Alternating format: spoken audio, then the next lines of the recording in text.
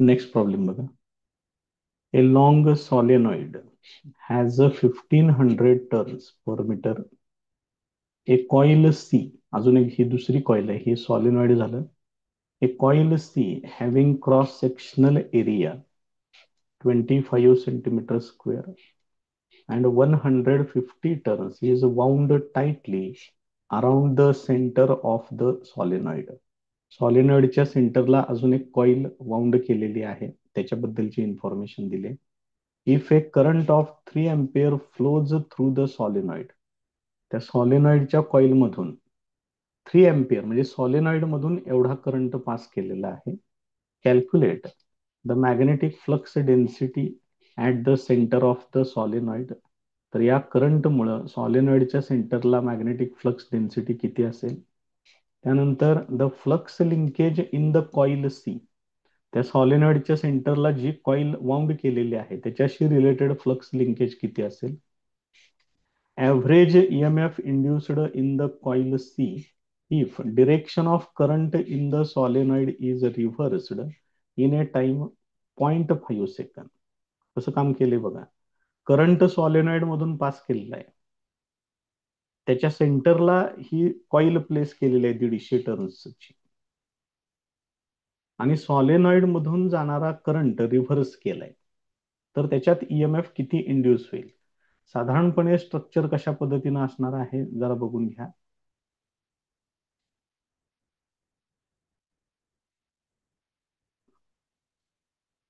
समजा जर आपण ही सॉलिनॉइड कॉइल जर कन्सिडर केली या पद्धतीने,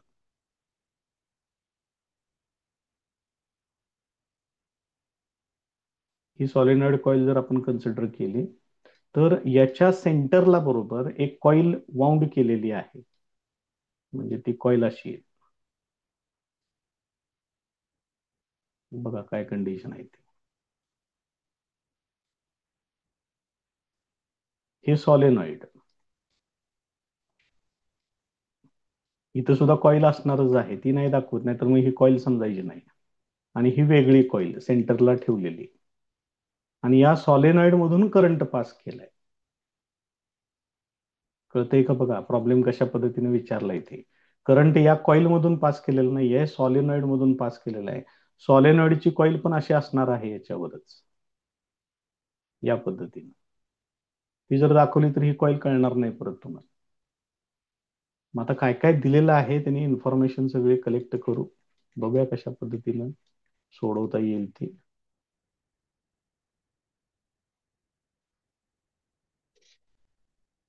सॉलेनॉइड साठी सांगितलेलं आहे, कसं दिले बघा, 1500 टर्न्स पर मीटर दिले. याचा अर्थ हे स्मॉल एन आहे, number of turns per metre.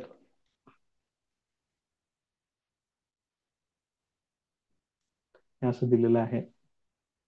Coil c, त्याचा क्रॉस सेक्शनल एरिया दिलेला आहे, तो आहे 25 सेंटीमीटर स्क्वेअर, म्हणजेच 25 इंटू 10⁻⁻⁴ मीटर स्क्वेअर. त्यानंतर नंबर ऑफ टर्न्स त्याचे वेगळे सांगितलेले आहेत, त्याला आपण एन सी कन्सिडर करू. कॉइलचे टर्न्स 150 टर्न्स. त्याच्यानंतर करंट सांगितलेला आहे त्याने 3 अँपिअर.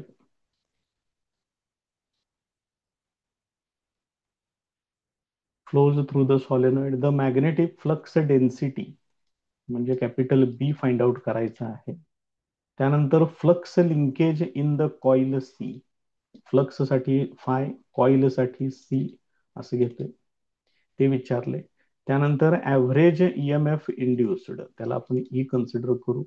टाइम एक सांगितलेला आहे त्याने, टाइम टी इक्वल टू 0.5 सेकंद. त्याला आपण टाइम टी म्हणू किंवा डी टी डेल्टा टी काही म्हटलं तरी चालेल, काही अडचण नाही. मी डी टीच लिहून ठेवतो, डी5/dt घेऊ त्याला आपण.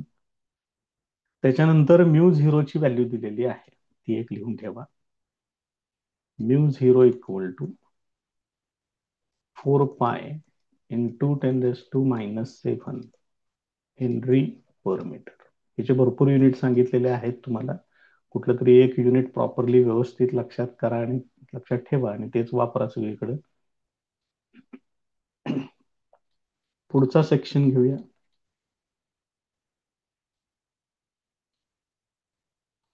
Formula and calculations.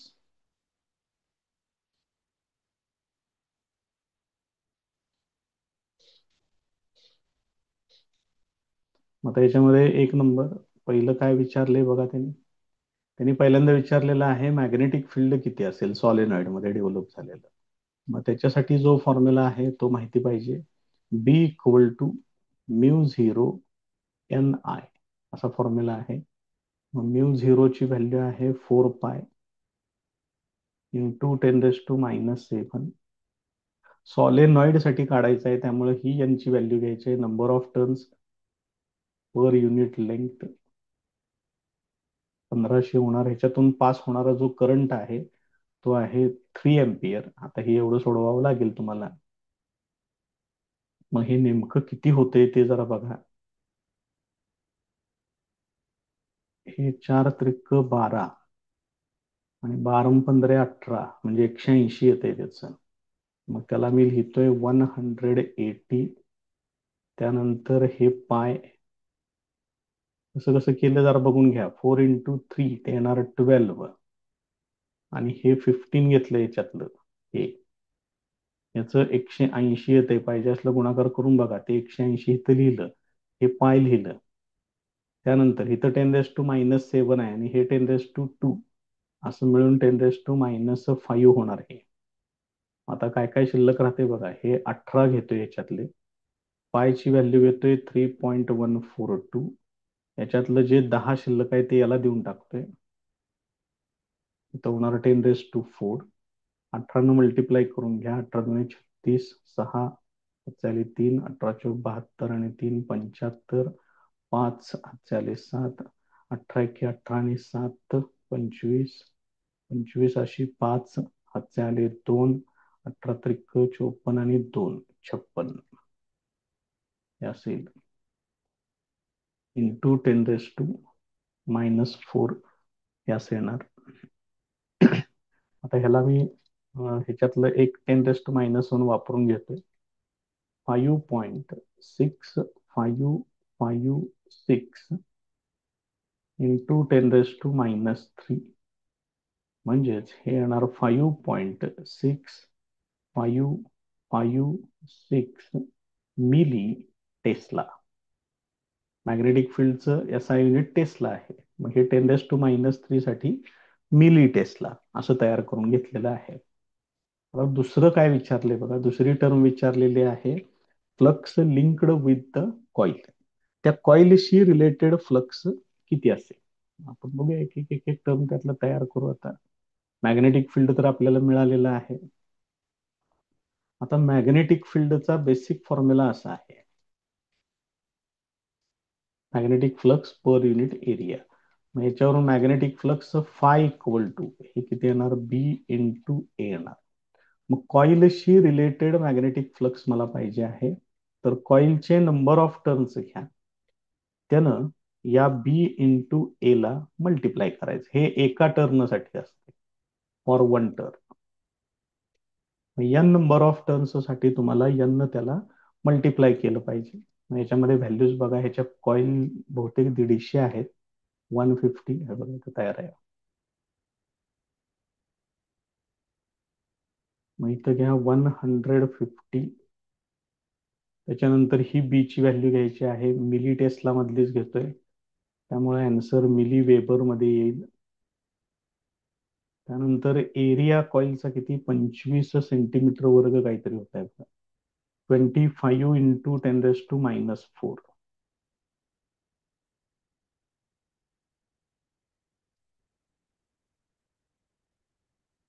हे असेल. हे तेवढं लॉग न सोडूया. नको विनाकारण रिस्क कुठली दुसरी. बघा 3 आहेत. त्या तिन्ही टर्मचे लॉग बघूया. 15 × 17 = 61 आहे. 2.1761. 25 3979 आहे. इथे येणार 1 पॉइंट.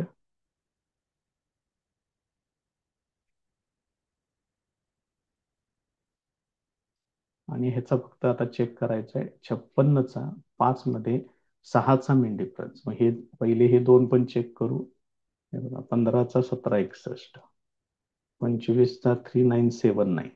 आणि आता दुसरा जो आहे तो काय आहे, 56चा 5 मध्ये 6चा मिन डिफरन्स.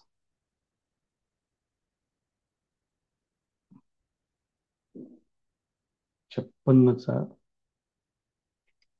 5 मध्ये 6चा मिन डिफरन्स किती येणार, म्हणजे 75 25 7525 येणार.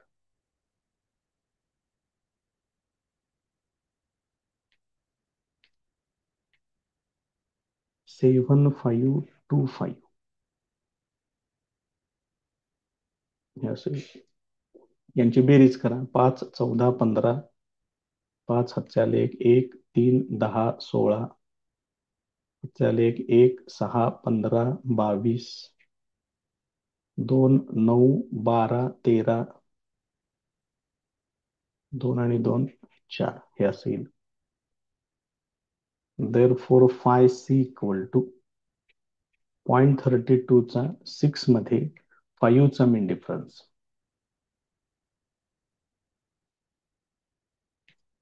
0.32 चा 6 मध्ये 5 चा मिन डिफरन्स म्हणजे किती होणार, 21 20, 2120.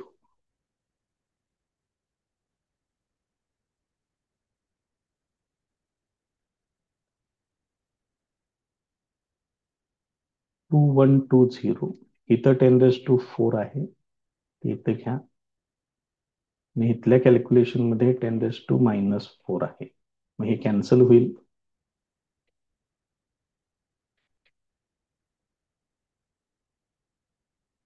हे आपण मॅग्नेटिक फ्लक्स बघा, आठवतंय का, मिली टेस्ला मध्ये घेतलं होतं. त्यामुळे हे जे, सॉरी, मॅग्नेटिक फील्ड, त्यामुळे हे मॅग्नेटिक फ्लक्स जे आहे ते येणार मिली वेबर मध्ये.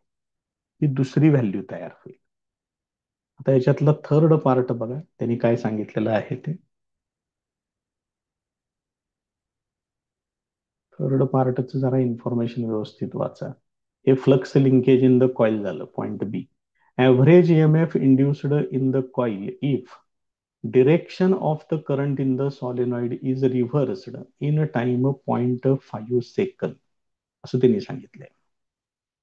मग तुम्हाला इथं काय करावं लागेल, आता ह्याच्यामध्ये कॉइल मधून करंट रिव्हर्स केला की मॅग्नेटिक फ्लक्स रिव्हर्स होणार फक्त. ही जी व्हॅल्यू आपण काढलेली आहे ही व्हॅल्यू तेवढीच राहणार, व्हॅल्यू मध्ये काही चेंज होणार नाही. एवढंच मॅग्नेटिक फ्लक्स डेव्हलप होईल, फक्त अपोजिट डिरेक्शन मध्ये डेव्हलप, कारण बाकीच काही त्यांनी चेंज केलेलं नाहीये, डिरेक्शन फक्त चेंज केलेली आहे. मग तिथे एक वाक्य त्या पद्धतीने लिहूया. When current through solenoid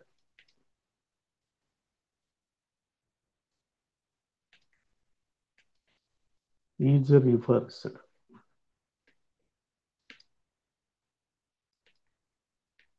direction of magnetic flux also gets reversed. Its magnitude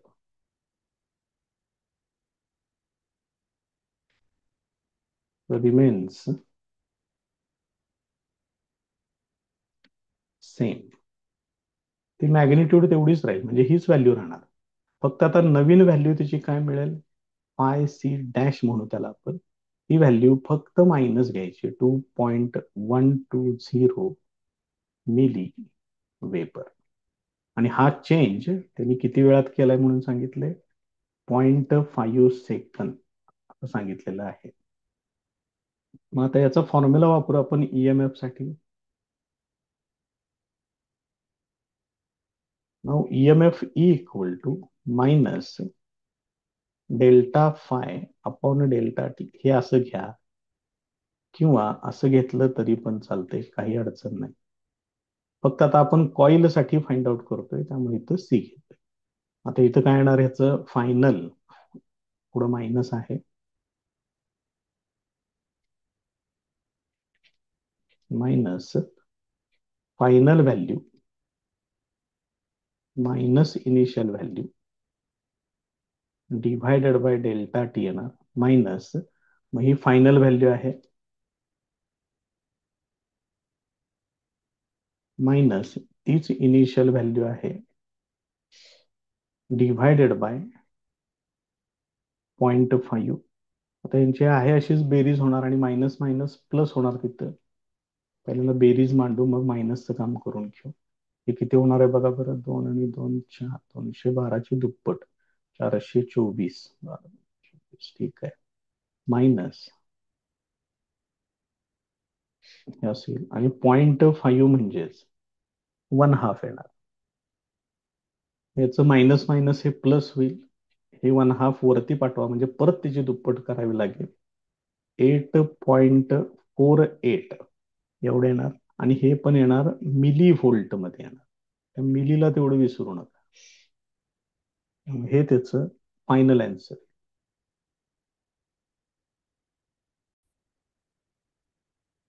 next problem बघा. A toroidal ring made from a bar of length L equal to 1 metre, diameter D equal to 1 centimetre. Toroid आहे बरं काय, हे solenoid नव्हे, toroid म्हणजे त्याचा आकार साधारणपणे सर्क्युलर असा आकार असतो. त्यामुळे ही जी लेंथ 1 मीटर आहे, हाच त्याचा सरकमफरन्स होईल. हे लक्षात घ्या. टोरॉइडलला तुम्ही साधारणपणे असं सर्कल कन्सिडर करू शकता. ह्याच्यावर ड्रॉ करणं थोडंसं अवघड आहे. तर हे पूर्ण हा जो सर्कल आहे, याची लेंथ 1 मीटर होणार, म्हणजेच त्याचा सरकमफरन्स हा 1 मीटर असेल. त्यामुळे लक्षात घ्या कशा पद्धतीने दिले information. So it is bent into a circle. It is wound tightly with 100 turns per centimetre. Number of turns कसे सांगितलेत बघा, पर सेंटीमीटर. एका सेंटीमीटर मध्ये 100 आहेत, त्यामुळे एका मीटरचे 100 सेंटीमीटर होतात. मग 100 गुणिले 100 करावं लागेल. 100 × 100 म्हणजे 10⁴ पर मीटर होणार ते. If the permeability of bar is equal to that of a free space, हे μ0 आहे. μ0 त्या बारची परमेबिलिटी μ0 कन्सिडर करायची आहे. Calculate the magnetic field inside the bar. तर त्या बारच्या इनसाइड मॅग्नेटिक फील्ड किती असेल, Wien the current I circulating through the turns is 100 ampere. Current पण दिलेला आहे. Also determine the self inductance of the coil. त्या कॉइलची सेल्फ इंडक्टन्स फाइंड आउट करायचं आहे. μ0 पण तुमचं तुम्ही कन्सिडर करा आणि तो वापरायचा आहे त्याच्यामध्ये. गिव्हन डाटा हा सुद्धा मोठा प्रॉब्लेम आहे. बऱ्याच गोष्टी त्यांनी त्याच्यामध्ये दिलेल्या आहेत. गिव्हन डाटा काय काय सांगितलेलं आहे बघा. लेंथ इक्वल टू 1 मीटर सांगितले. त्याच्यानंतर डायमीटर त्यांनी दिलेला आहे, तो सांगितलेला आहे 1 सेंटीमीटर. मीटरमध्ये कन्व्हर्शन करून ठेवू, बघूया कुठं लागलं तर त्याला वापरू आपण. या पद्धतीनं bend into a circle. It is wound tightly with 100 turns per centimetre. मग आता ही इन्फॉर्मेशन तेवढी बघा व्यवस्थित. 100 टर्न्स पर सेंटीमीटर आहे, त्यामुळे हे काय होणार, 100 × 100 that is equal to 10⁴ per metre येणार आहे. परमेबिलिटी जी आहे μ0 घ्या म्हणून सांगितले. μ0 equal to 4π into 10⁻⁷ henry per metre. Current I दिलेला आहे त्यांनी. करंट आय सांगितलेला आहे 100 ampere. Self inductance find out करा, मॅग्नेटिक फील्ड फाइंड आउट करा. सेल्फ इंडक्टन्स म्हणजे L हे पण विचारलेलं आहे.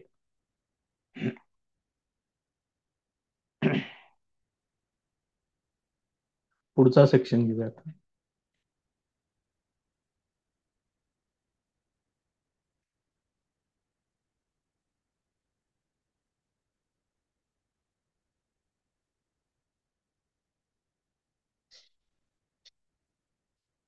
Formula in calculation.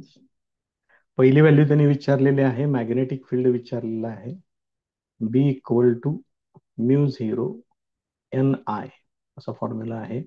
म्यू झिरोची व्हॅल्यू आहे 4 पाय इंटू 10⁻⁻7.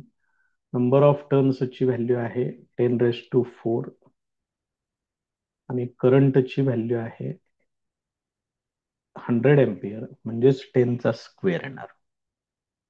मग यात काही विशेष जास्त काही नाही, सगळ्या 10च्या पॉवर्सच आहेत.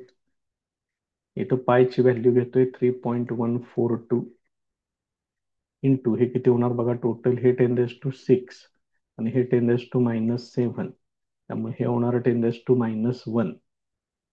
याने याला मल्टिप्लाय करून बघा, 4 त्रिक 12, 14 चौक 56 आणि 4, म्हणजे हे येते 12.564 इंटू 10⁻⁻1.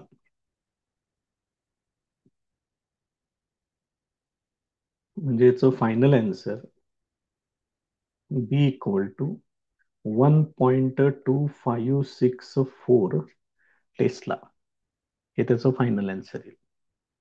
त्याच्यानंतर त्यांनी विचारलेला आहे सेल्फ इंडक्टन्स. आता सेल्फ इंडक्टन्स सॉलेनॉइड साठी जसा फॉर्म्युला आहे तोच इथं यूज करायचा आहे.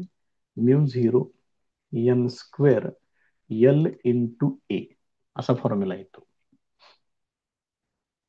मग तुम्हाला तर इथं सगळे चेंजेस करून घ्यावे लागतील. म्यू झिरो एन दिलेला आहे, त्याचा स्क्वेअर करायचा आहे, 10⁻⁴ ते होतं. लेंथ दिलेली आहे ती आहे 1 मीटर. फक्त एरिया घेताना मात्र तुम्हाला पाय आर स्क्वेअर असं करून घ्यावं लागेल. याचा अर्थ इथं आपण जो डायमीटर लिहून ठेवलेला आहे त्याच्यावरून आपल्याला रेडियस घ्यावी लागेल.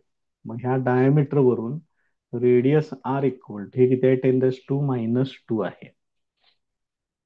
म्हणजेच ते किती होणार, 0.5, 1 सेंटीमीटरचं निम्म, अर्धा सेंटीमीटर. मग 0.5 इंटू 10⁻⁻2 मीटर होणार. म्हणजेच तुम्ही ह्याला 1/2 घेऊ शकताय किंवा 5 इंटू 10⁻⁻3 असं पण घेऊ शकता. बघा लक्षात येते का? आपलं आपण ठरवू काय करायचं, पुढे काय वापरायचंय काय नाही ते बघूया त्याच्यामध्ये. आता व्हॅल्यूज पहिल्या कशा येत आहेत त्यानुसार तिथं आपण चेंजेस करून घेऊ. म्यू झिरोची व्हॅल्यू आहे 4 pi into 10⁻⁻7. Number of turns ते आहे 10⁻⁴, त्याचा स्क्वेअर करावा लागेल. त्यानंतर लेंथ आहे 1 मीटर, त्याच्यानंतर इथं पाय येणार आणि आर चा स्क्वेअर. आर आत्ताच आपण बघितले 0.5 इंटू 10⁻⁻2 आहे. मग 0.5 म्हणजेच 1/2. कॅल्क्युलेशनला सोपं जाईल आपल्याला, त्या पद्धतीने करूया. इथं 1/2 येणार इंटू 0.5 इंटू किती आहे बघा, 10⁻⁻2 आहे. 0.5 साठी 1/2 लिहिलं, 10⁻⁻2 लिहिलं आणि ह्याचा स्क्वेअर करायचा आहे मला. आता हे बघा टोटल काय काय होतं इथं, 4 पाय 10⁻⁻7 हे 10⁻8, इथं डायरेक्ट प्रोडक्ट होतं. त्यानंतर इथं पाय हे 1/4, हे 10⁻⁻4. याच्यातलं हे 4 ला 4 कॅन्सल होईल. इथं पाय आहे, इथं पाय आहे, pi into pi, pi square येते 9.872, माहित असू दे व्हॅल्यू ही, इंटू 10च्या पॉवर्स बघा आता, 10⁻8, 10⁻⁻4 हे झालं 10⁻4 आणि परत 10⁻⁻7 म्हणजे हे होणार 10⁻⁻3 हेनरी मध्ये एवढं येईल. 10⁻⁻3 काढून टाकतोय म्हणजे त्याला मिली हेनरी मध्ये लिहिता येईल. L equal to 9.872 millihenry, हे त्याचं फायनल आन्सर. नेक्स्ट प्रॉब्लेम बघा. An EMF of 96 millivolt is induced in the windings of a coil when the current in a nearby coil is increasing at the rate of change of current दिलेला आहे. What is the mutual inductance, capital M. सोपं आहे question, काही विशेष नाही आहे जास्त त्याच्यात.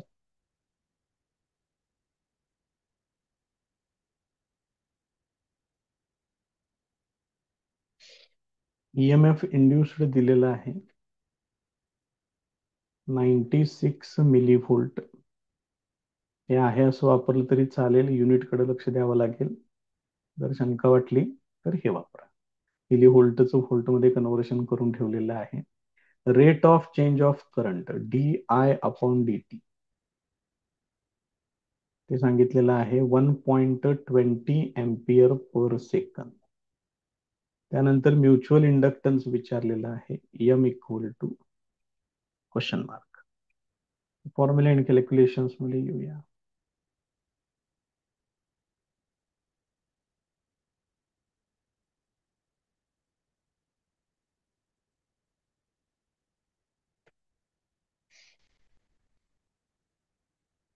तर मॉड व्हॅल्यू घेतोय मी इथं.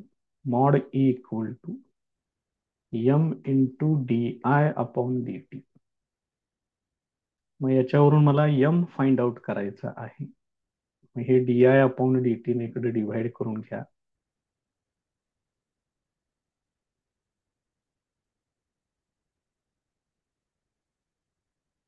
therefore m equal to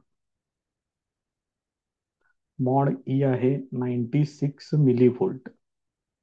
96 into 10⁻³ असं घेतो इथं, डिव्हायडेड बाय 1.2 असं आहे. कॅपिटल एम इक्वल टू 12×8 = 96 होणार. ठीक आहे, म्हणजे हे येते 80 येते इंटू 10⁻³ येते.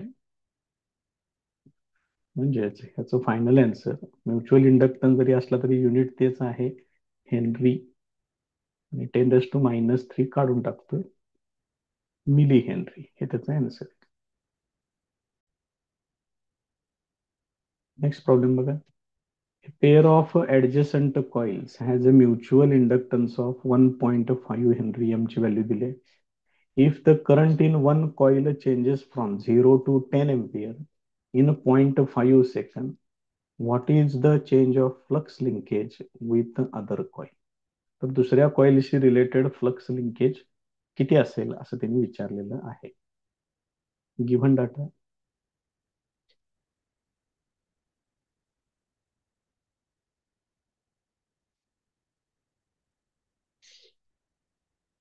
म्युच्युअल इंडक्टन्स सांगितलेलं आहे 1.5 Henry.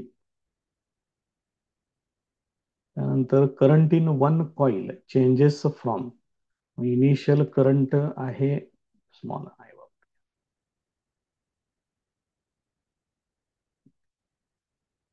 I1 equal to 0 ampere, I2 equal to 10 ampere.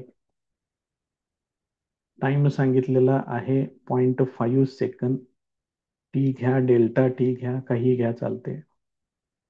Delta T equal to 0.5 second.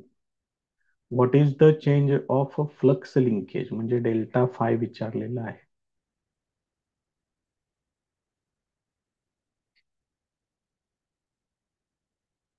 पुढचा section formula and calculations.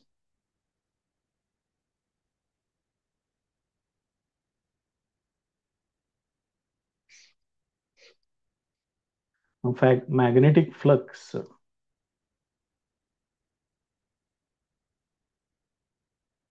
linked with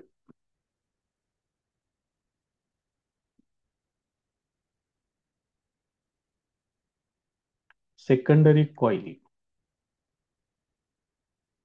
due to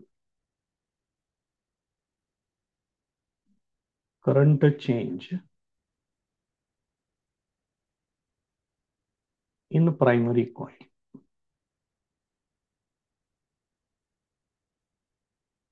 is, ते कसं लिहायचं आता याच्यामध्ये, इथं लिहायचं आहे सेकंडरीशी रिलेटेड फ्लक्स चेंज. इथं फाय येणार, त्यानंतर इथं येणार करंट आय, तो येणार प्रायमरी मधून जाणारा जो करंट आहे त्याच्यामधला चेंज मला पाहिजे. हे मॅग्नेटिक फ्लक्स झालं. चेंज जर मला काढायचा असेल तर मला असं लिहावं लागेल, हे एम तसंच ठेवा, इकडं करंट मधला चेंज मला घ्यावा लागेल. बघा बरं, मग आता इथं काय येणार?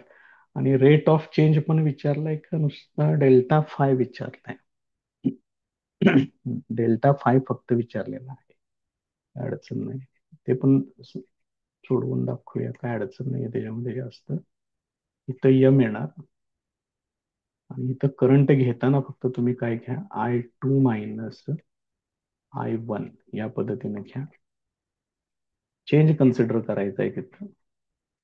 मग यम ची व्हॅल्यू किती आहे? 1.5 इंटू ब्रॅकेट I2 किती आहे? 10 - 1 हे असेल. म्हणजेच हे किती होणार आहे? डायरेक्ट 15 होणार. 10 ने त्याला मल्टिप्लाय करा फक्त. देअरफॉर 10 ने याला मल्टिप्लाय केलं की इथे येणार 15 पेपर. समजा याच्यामध्ये परत पुढे त्यांनी ईएमएफ सुद्धा विचारला याच्यामध्ये, तर ईएमएफ सुद्धा तुम्ही फाइंड आउट करू शकताय किंवा rate of change of magnetic flux हे पण फाइंड आउट करू शकताय. समजा ईएमएफ विचारला तर M into d phi upon d t हे असं वापरू शकताय. Rate of change of magnetic flux विचारलं तर delta phi upon delta t, कारण डेल्टा टी त्यांनी दिलाय म्हणून हे पुढचे सगळे ऑप्शन्स सांगून ठेवतोय. बघा वापरून त्या पद्धतीनं काय होतंय ते. इथं आपण यम ऑलरेडी याच्यामध्ये वापरलेला आहे, त्यामुळे इथं तुम्हाला हे एवढंच घ्यावं लागेल फक्त, delta phi upon delta t, कारण याच्यामध्ये आपण यम ऑलरेडी यूज केलेला आहे.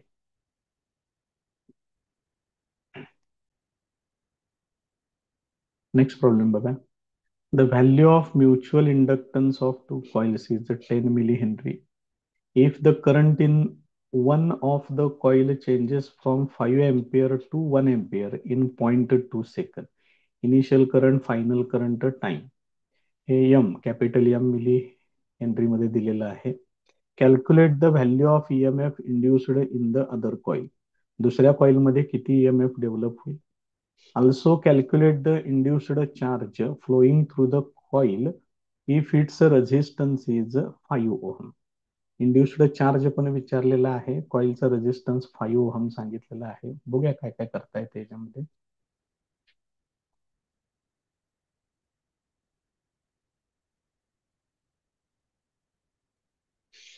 गिव्हन डाटा, म्युच्युअल इंडक्टन्सची व्हॅल्यू सांगितलेली आहे 10 मिली हेनरी.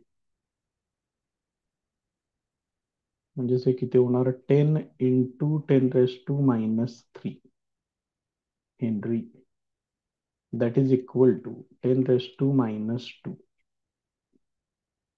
कॅपिटल एम दिलेलं आहे.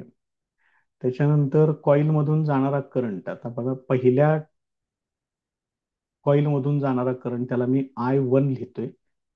इनिशियल करंट आहे त्यासाठी आय लिहितोय, कारण आता हे नोटेशन इथं बदलावं लागेल, कारण परत पुढचा आणि करंट किंवा चार्ज त्यांनी विचारलाय.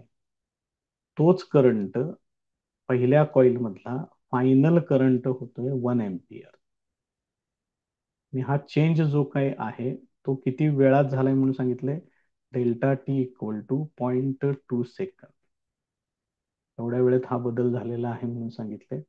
तर सेकंडरी मध्ये किती ईएमएफ इंड्यूस होईल त्याला E2 म्हणतोय. तर also calculate the induced charge flowing through the coil if it's resistance is. तर तिथं चार्ज किती डेव्हलप होईल तो कन्सिडर करूया. त्याला मी डेल्टा क्यू कन्सिडर करतोय आणि त्याचा रेझिस्टन्स त्यांनी दिलेला आहे 5 ओहम. करंट काढून तुम्ही चार्ज काढू शकता किंवा आणखीन एक प्रोसिजर आहे, बघून घ्या. हे एवढं सगळं त्यांनी दिलेलं आहे.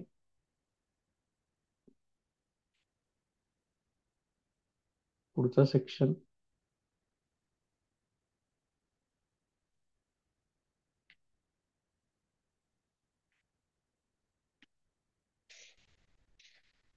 Formula and calculations. First part त्याच्यातलं, EMF induced in secondary equal to minus mutual inductance येणार.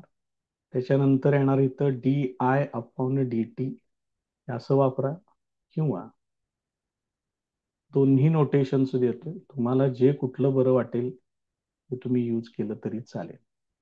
Therefore E2 equal to minus capital M, change in current मला इथं घ्यायचं आहे. मग चेंज इन करंट मध्ये फायनल करंट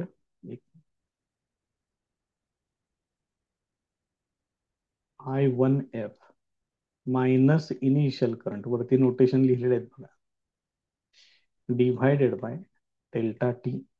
याच्यामध्ये व्हॅल्यूज वापरा. एम ची व्हॅल्यू आहे 10⁻⁻². त्यानंतर फायनल करंट आहे 1 एम्पियर, इनिशियल करंट आहे 5 एम्पियर, डेल्टा टी आहे 0.2 second. Therefore, E2 equal to, हे काय होणार बघा, हे मायनस तसंच ठेवतोय, 1 - 5 ते होणार 4 इंटू 10⁻⁻² डिव्हायडेड बाय 0.2 आहे, त्याला मी असं म्हणतोय. हे पण मायनस येणार, त्यामुळे हे मायनस आणि हे पुढचं मायनस असं म्हणून ते प्लस होईल. त्यानंतर इथं 2 न डिव्हाइड करा, हे वरती पाठवल्यानंतर प्लस होईल. 2 इंटू 10⁻⁻1 हे असेल. म्हणजेच EMF induced in the secondary it is equal to 0.2 volt. हे त्याचं फायनल आन्सर आहे. तर सेकंड पार्ट बघूया आपण याच्यातला. सेकंड पार्ट त्यांनी चार्ज विचारलेला आहे. जर आपण करंट जर कन्सिडर केला तर करंटला आपण काय लिहू शकतो, E/R लिहू शकतो. तसंच करंटची अजून एक डेफिनेशन आहे, rate of flow of charge, असं पण घेऊ शकतो. मग याच्यावरून डेल्टा क्यू इक्वल टू, हे डेल्टा टी ने इकडे मल्टिप्लाय करा, ई इंटू डेल्टा टी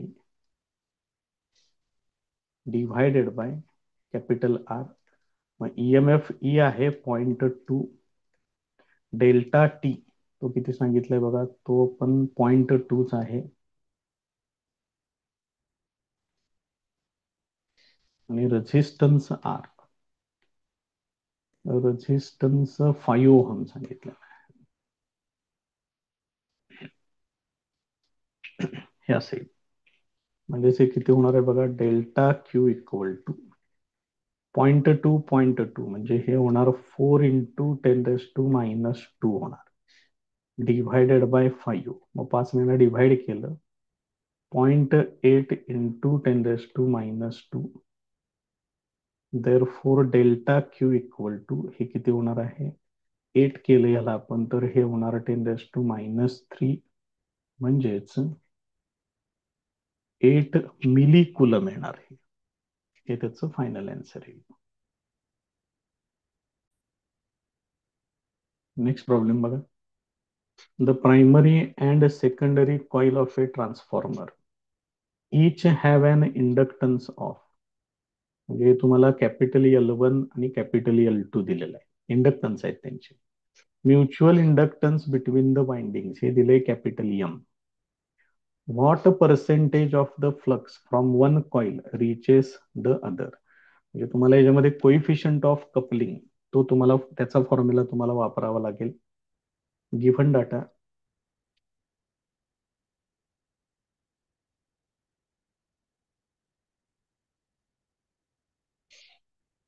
काय सांगितले बघा, L1 L2 दोन्ही सेम सांगितलेलं आहे, 200 इंटू 10⁻⁻6.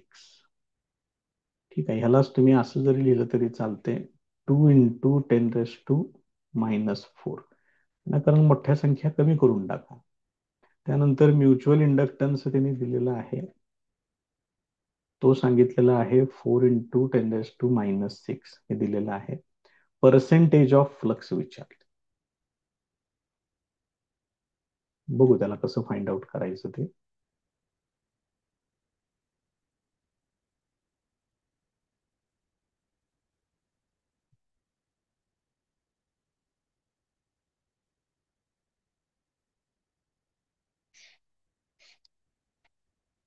पुढचा सेक्शन, याच्यामध्ये आपल्याला capital M equal to K into square root of L1 L2 हा फॉर्म्युला वापरावा लागेल, where this K is the coefficient of coupling.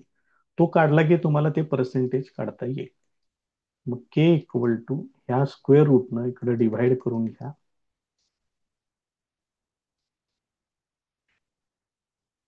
हे असेल, याच्यामध्ये व्हॅल्यूज वापरा. Therefore K equal to capital M किती आहे, 4 × 10⁻⁶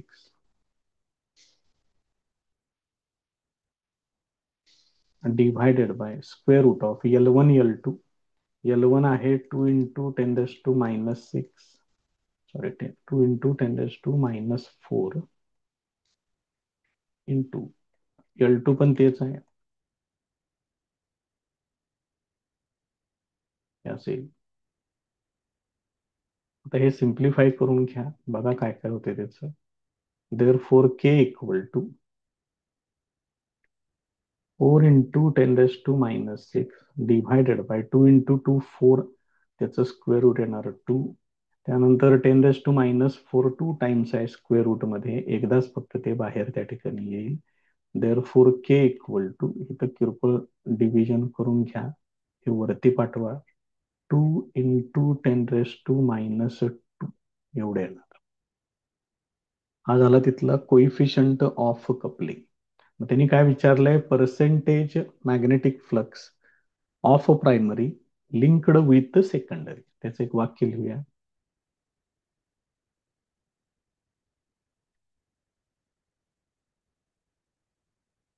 now percentage magnetic flux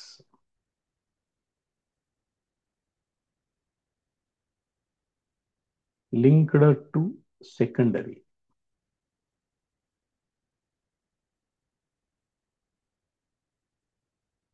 from primary. Primary मध्ये डेव्हलप झालेल्या मॅग्नेटिक फ्लक्स पैकी किती पर्सेंटेज सेकंडरी पर्यंत पोहोचते हे त्यांनी विचारलंय. हा जो के आहे तो घ्यायचा आणि पर्सेंटेज पाहिजे, त्यामुळे त्याला 100 न मल्टिप्लाय करायचं. मग हे 100 आणि हे 10⁻², हे दोन्ही पण निघून जातील आणि फक्त तिथं 2 शिल्लक राहील, 2%. असं तुम्ही त्याचं फायनल आन्सर लिहू शकता. नेक्स्ट प्रॉब्लेम बघा. A transformer converts 200 V AC to 50 V AC. हे प्रायमरीचं व्होल्टेज, हे सेकंडरीचं व्होल्टेज. सेकंडरीचे नंबर ऑफ टर्न्स आहेत 50 and the load across it draws 300 milli current. हा सेकंडरीचा करंट आहे. Calculate the number of turns in primary. Primary मधले नंबर ऑफ टर्न्स काढा, शिवाय पॉवर कन्झ्युम्ड ते फाइंड आउट करायचं आहे. Given data.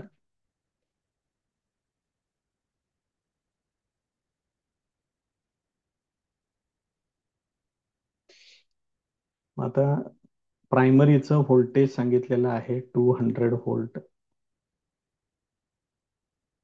सेकंडरीचं व्होल्टेज सांगितलेलं आहे 50 V. त्यानंतर सेकंडरीचे नंबर ऑफ टर्न्स दिलेले आहेत 50. सेकंडरीचा करंट सांगितलेला आहे 300 मिली. तो calculate the number of turns in primary,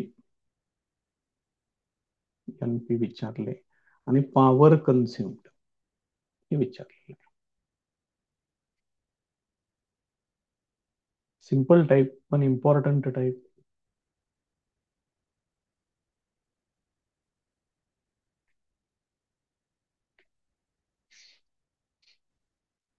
formula and calculations. First basic formula, S upon EP equal to N S upon N P. मग याच्यावरून मला एन पी फाइंड आउट करायचं आहे. एन पी ला इकडे घ्या, हे बाकी सगळं पलीकडे पाठवून द्या. हे असेल, व्हॅल्यूज वापरा त्याच्यामध्ये. एन एस 50 आहे, त्यानंतर ई पी 200 आहे, ई एस 50 आहे. त्यामुळे एन पी इक्वल टू, हे डायरेक्ट कॅन्सलच होईल. प्रायमरीचे नंबर ऑफ टर्न्स येणार 200. तर पाहिजे असलं पुढे लिहून ठेवा. 200 टर्न्स. पॉवर कन्झ्युम्ड त्यांनी सेकंडरीचा करंट दिलेला आहे, त्याच्यावरून तुम्ही पॉवर फाइंड आउट करू शकता. Power consumed equal to V into I असा फॉर्म्युला आहे. मग इथं आपल्याला घ्यावं लागेल E S into I S घ्यावं लागेल. मग ई एस किती आहे? 50 व्होल्ट. करंट 300 मिली एम्पियर सांगितलं, मग 300 आणि मिलीसाठी 10⁻³ असं घ्यावं लागेल. मग हे 10⁻³ हे 2 शून्य आणि हे 1 शून्य म्हणजे 10⁻³ काढून टाका. पॉवर आहे वॅट मध्ये येणार. हे त्याचं आन्सर.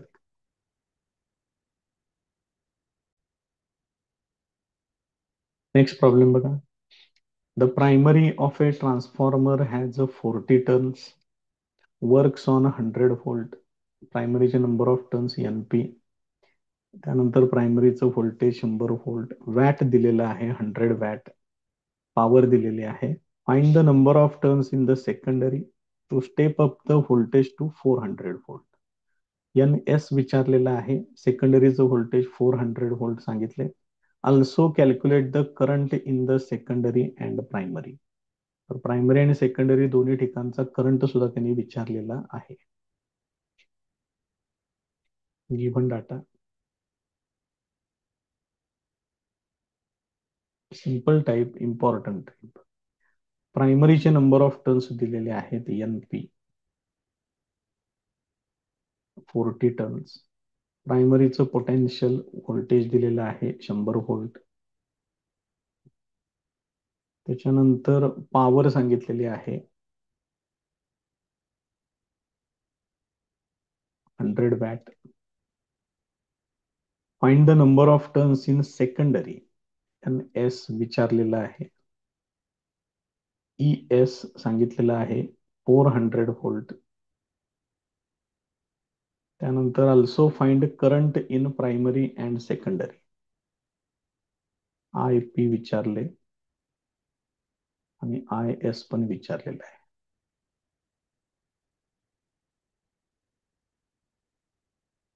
पुढचा सेक्शन फॉर्म्युला अँड कॅल्क्युलेशन्स.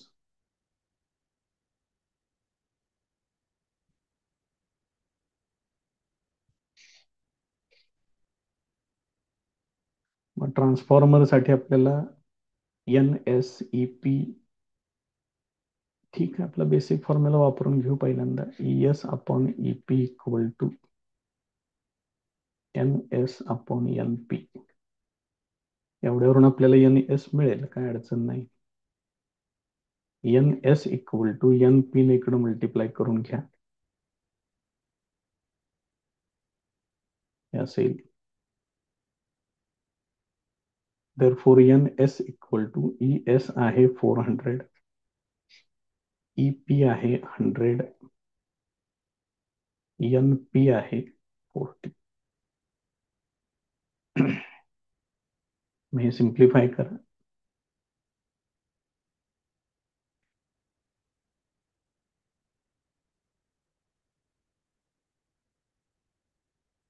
तर हे होणार 4×4 = 160 येणार नंबर ऑफ टर्न्स. मी जरा एन पी बघत होतो, कारण 40 म्हणजे कारण व्होल्टेज वाढलेलं आहे, त्या पद्धतीनं नंबर ऑफ टर्न सुद्धा काय झाले पाहिजेत, इन्क्रीज झाले पाहिजेत. हे फर्स्ट झालं कॅल्क्युलेशन याच्यातलं. सेकंड मध्ये त्यांनी प्रायमरीचा करंट पण विचारलेला आहे, पॉवर दिलेला आहे, त्याच्यावरून तुम्ही ते कॅल्क्युलेशन करू शकताय. Power equal to E P into I P घेऊया. पॉवर सांगितलेली आहे 100 वॅट, ई पी सांगितलेला आहे 100 व्होल्ट. याच्यावरून करंट येणार 1 एम्पियर प्रायमरीचा. therefore I P equal to 1 ampere येणार. आता सेकंडरी मधला करंट काढावा लागेल आपल्याला. त्याच्यासाठी तुम्ही basic formula E S upon E P हे जर कन्सिडर केलं, तर याच्या बरोबर opposite I P upon I S घ्यावं लागेल. आता याच्यामधनं मला आय एस फाइंड आउट करायचा आहे.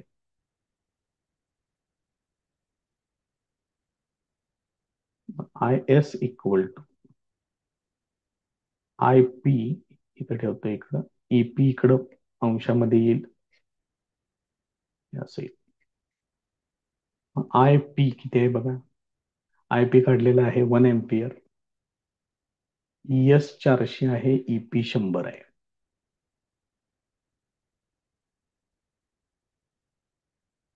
ईपी 100, एस 400, म्हणजे हे येणार 1/4. 1/4 म्हणजेच 0.25 एम्पियर, हे त्याचा आन्सर.